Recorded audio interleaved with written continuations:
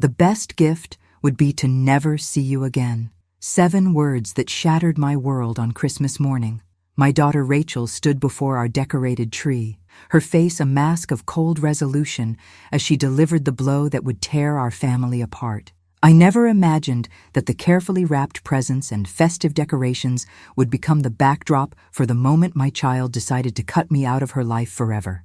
But looking back, perhaps I should have seen it coming all along. The Parker home stood adorned with twinkling lights that December evening, nestled in a quiet suburb of Boston.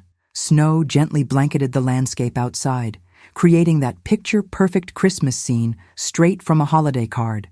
Inside, a crackling fireplace cast a warm glow across the living room where a 7-foot Douglas fir tree commanded attention, decorated with decades of collected ornaments, each one telling its own story of Christmases past. Elizabeth Parker, a distinguished professor of literature at the local university, arranged the final presents under the tree.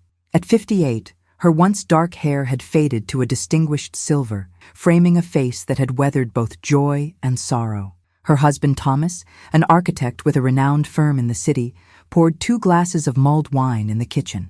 Their annual Christmas Eve tradition: gifts, wine, and family stories by the fire. "Do you think she'll actually come?"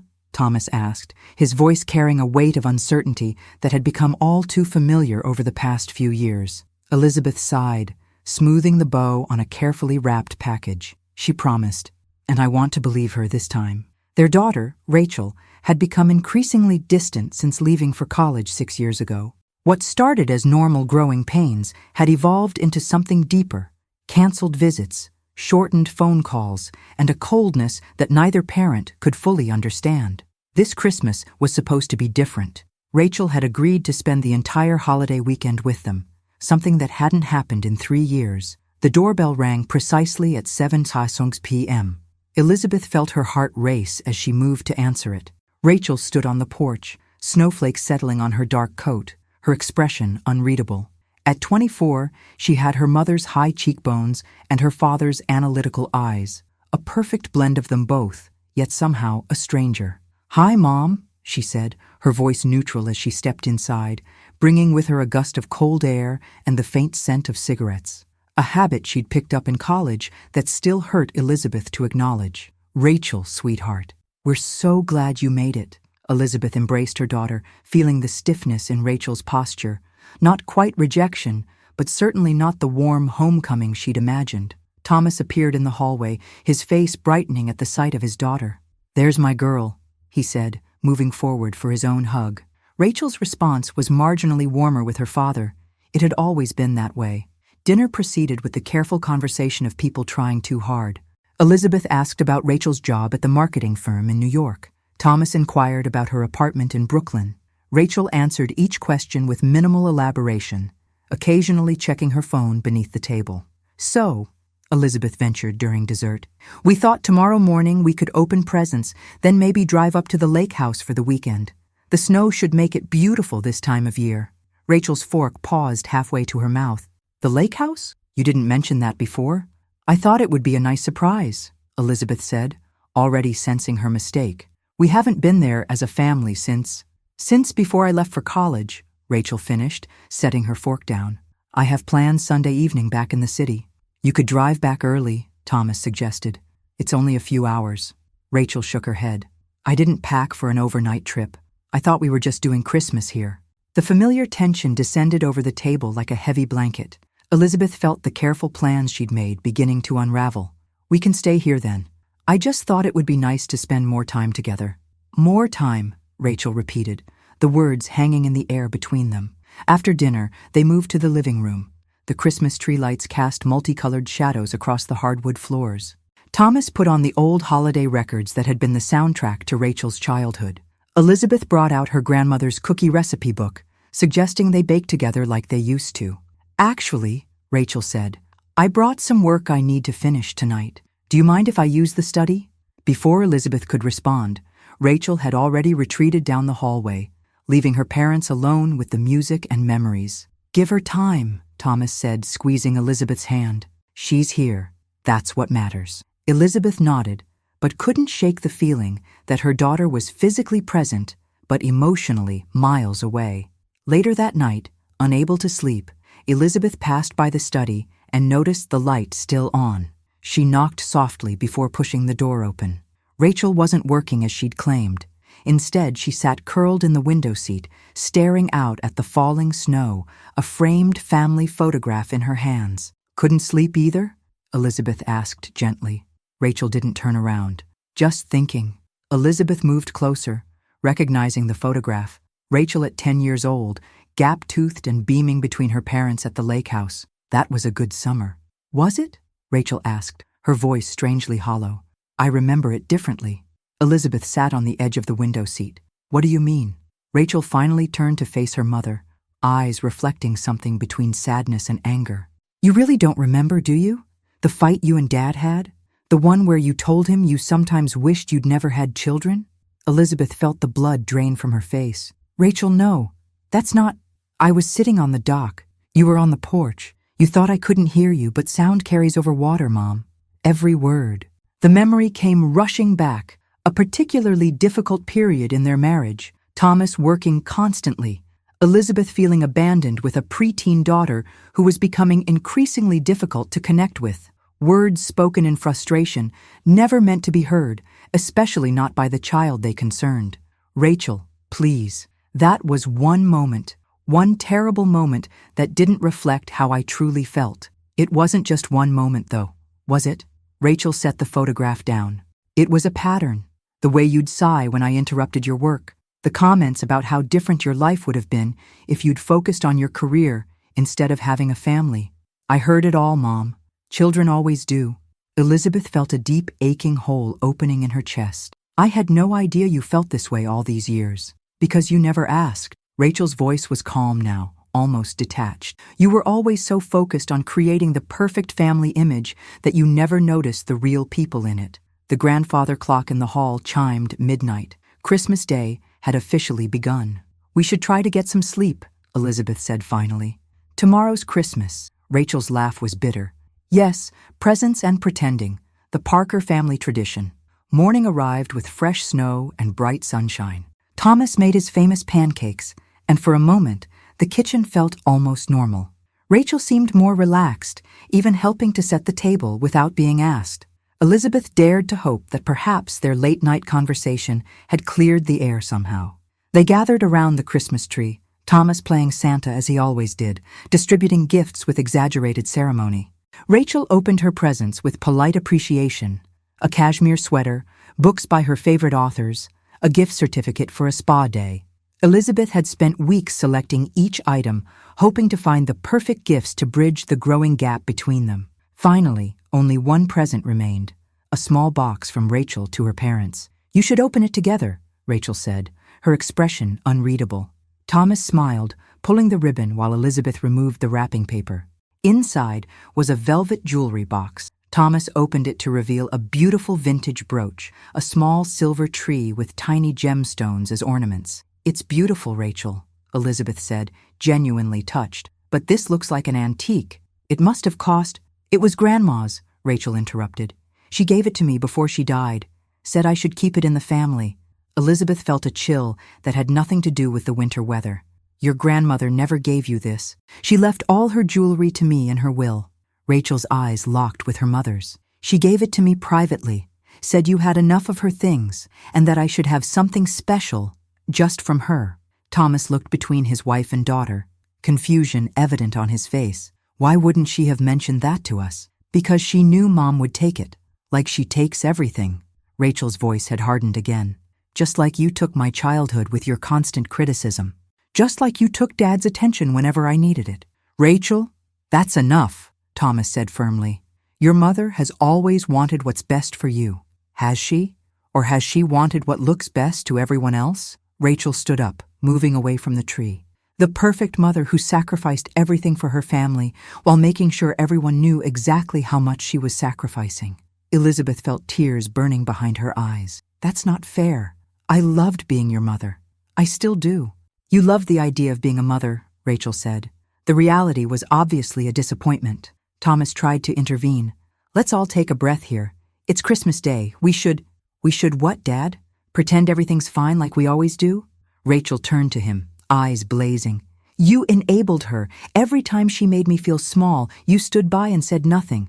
You were so afraid of upsetting the perfect family balance that you let your daughter drown. The room fell silent, except for the soft Christmas music still playing in the background, the cheerful melody now a jarring counterpoint to the scene unfolding around the tree. Elizabeth reached for her daughter's hand. Rachel, please, whatever mistakes we've made, we can work through them. That's what family does. Rachel pulled her hand away. Family. You keep using that word like it means something to you. Of course it means something. It means everything. Elizabeth could hear the desperation in her own voice now. Rachel moved to the window, looking out at the snow-covered lawn. When she turned back, her expression was eerily calm. You want to know what I really want for Christmas? The honest truth? Elizabeth nodded, a growing sense of dread building inside her. The best gift would be to never see you again. The words hung in the air like shattered glass, impossible to unhear or sweep away. Thomas gasped softly beside her. Elizabeth felt something break inside her chest, a physical sensation of pain that momentarily stole her breath. You don't mean that, she whispered. I do, Rachel said, her voice steady. I've spent years in therapy trying to undo the damage of growing up in this house, with a mother who resented my existence and a father too weak to stand up for me. I'm done pretending for the sake of holiday cards and family photographs. She moved toward the hallway where her overnight bag still sat. I'm going back to the city. Don't call, don't email, don't send birthday cards or Christmas presents pretending things are normal. Thomas found his voice. Rachel, wait. We can talk about this. Get everything out in the open. Rachel paused at the door, hand on the knob. There's nothing left to say. I've spent my entire life trying to be the daughter you wanted instead of the person I am. I'm not doing it anymore. The door closed behind her with a quiet click that somehow felt more final than a slam would have. Through the front window, Elizabeth watched her daughter walk to her car, not once looking back at the house she'd grown up in. Thomas sank onto the sofa, head in his hands. What just happened? Elizabeth couldn't answer. The carefully constructed reality she'd built around their family had just collapsed, revealing a truth she hadn't allowed herself to see. Her daughter had been carrying wounds inflicted by her own parents, wounds that had festered into something beyond healing. The Christmas tree lights continued to blink cheerfully, illuminating the discarded wrapping paper, the half-drunk cups of coffee, and the brooch that now lay on the carpet where it had fallen. Outside, snow began to fall again, covering Rachel's tire tracks in the driveway, erasing the evidence of her departure, just as Elizabeth had spent years erasing the evidence of her own failings as a mother. 3 days passed in a fog of shock and grief. Elizabeth moved through the house like a ghost, unable to bring herself to take down the Christmas decorations or put away the presents Rachel had left behind. Thomas made phone calls that went straight to voicemail, sent texts that remained unread. Their daughter had meant what she said. On the 4th day, Elizabeth found herself in Rachel's childhood bedroom, untouched since she'd left for college. The cheerful yellow walls now seemed mockingly bright. She opened the closet, running her fingers over clothes Rachel had outgrown years ago, but Elizabeth couldn't bear to give away. Behind a row of high school formal dresses, she found a shoebox, unmarked and dusty. Inside were dozens of folded papers, report cards with exemplary grades, certificates of achievement, newspaper clippings of school events where Rachel had excelled. Beneath these were journal pages, torn out and crumpled before being carefully smoothed and saved. Elizabeth began to read, each entry a knife to her heart. Mom sighed again today when I asked for help with my science project. Said she had her own work to do. Why does she always make me feel like I'm bothering her? Got first chair in orchestra today. Called home to tell Mom. She asked if I'd finished my college applications first. Why isn't anything I do ever enough? Dad just stands there when Mom criticizes me. He never defends me. Sometimes I think he agrees with her but is too nice to say it. Page after page of a child's growing awareness that she wasn't measuring up to some invisible standard, that her presence was a burden rather than a joy. Elizabeth read until tears made it impossible to continue, the evidence of her failure as a mother overwhelming. She hadn't meant to make Rachel feel this way. In her mind, she'd been pushing her daughter toward excellence, toward the kind of success Elizabeth herself had worked so hard to achieve. She'd thought her high standards were a form of love, never realizing they were being interpreted as conditional acceptance at best, rejection at worst. That night, she told Thomas about the journals. He listened in silence, his own grief etched deeply in the lines of his face. "I knew she was unhappy sometimes," he said finally, "but I thought it was normal teenage stuff. I never realized how deeply it affected her." "I did this," Elizabeth whispered. "I made her feel unwanted in her own home." Thomas took her hand. "We both did. I should have stepped in more, should have made sure she knew how much we loved her." "She doesn't want to see us again," Elizabeth said, the reality of it still impossible to fully comprehend. "Our own daughter wants us out of her life permanently." "Then we need to respect that," Thomas said after a long pause, "at least for now." The weeks that followed were the darkest of Elizabeth's life. She took a leave of absence from the university, unable to focus on teaching when her own greatest failure loomed so large. Thomas buried himself in work, coming home late and leaving early, the house now too full of ghosts for either of them to find comfort there. Elizabeth began seeing a therapist, something she'd always privately dismissed as unnecessary for someone with her education and emotional control. Dr. Levine was direct in a way Elizabeth found both uncomfortable and necessary.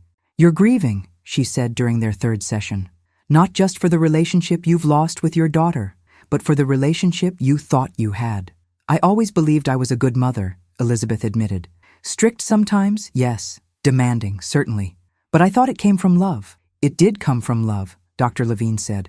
"But love without understanding causes harm, no matter how good the intentions. How do I fix this? How do I get my daughter back?" "Dr." Levine's expression was gentle, but firm. "You might not be able to. That's the first thing you need to accept. Rachel is an adult who has set a boundary. Respecting it is the first step toward showing her you've changed. So I just give up? Never see my child again? No. You work on yourself. You understand how your own upbringing shaped your parenting. You learn to separate your worth from your achievements and extend that same grace to others. And then, if Rachel ever opens the door even slightly, you'll be ready to walk through it as the mother she needed all along." 6 months passed. Spring gave way to summer, summer to fall. Elizabeth and Thomas sold the family home, the memories too painful to live among. They bought a small townhouse closer to the university, a fresh start in neutral territory. Elizabeth returned to teaching, but with a new approach that prioritized her students as people rather than academic achievements. Thomas reduced his work hours, finally acknowledging the toll his career had taken on his family life. They respected Rachel's wishes. No calls, no emails, no surprise visits to New York. The hardest day was her 25th birthday. Elizabeth wrote a card, then tore it up, knowing it wasn't welcome. Instead, she made a donation to a children's literacy program in Rachel's name, something her daughter had always been passionate about. It was nearly Christmas again when the email arrived. Elizabeth stared at the notification on her phone, her heart racing when she saw the sender, Rachel Parker. The message was brief. "I'm not ready to talk yet, but I'm starting to understand things differently now. My therapist suggests writing letters might be a way to communicate without the pressure of direct contact. If you're willing to try this, let me know." Elizabeth read the message 10 times before showing it to Thomas. It wasn't forgiveness. It wasn't a reunion. But it was an opening, small and tentative, but real. Her reply was equally brief. "We would welcome any form of communication you're comfortable with. We're both working with therapists too, trying to understand and change. Take all the time you need. We'll be here." On Christmas Eve, exactly 1 year after Rachel's last visit, a letter arrived. Elizabeth recognized her daughter's handwriting on the envelope, the slightly slanted K in Parker that had always been distinctive. They sat together on the sofa in their new home. No Christmas tree this year, the holiday too loaded with painful memories to celebrate in the traditional way. "Should we open it now?" Thomas asked.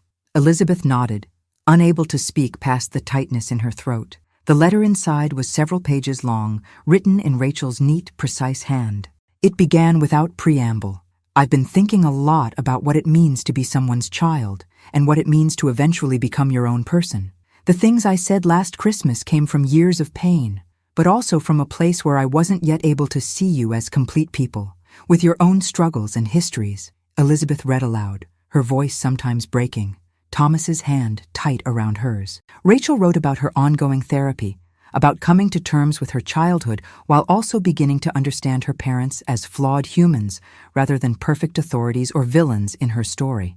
She wrote about remembering good moments too, bedtime stories and science fair projects, family vacations where, for brief periods, they had connected genuinely. She acknowledged the love that had existed alongside the hurt, the intentions that didn't match the impact. The final paragraph brought both parents to tears. "I'm not ready for a visit yet. Maybe not for a long time, but I'm ready to stop seeing my childhood as only darkness.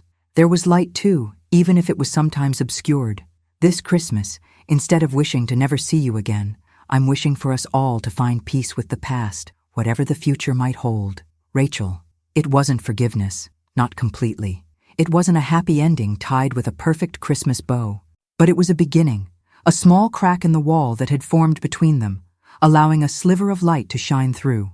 Thomas folded the letter carefully, returning it to its envelope. "It's more than I dared hope for," he said quietly.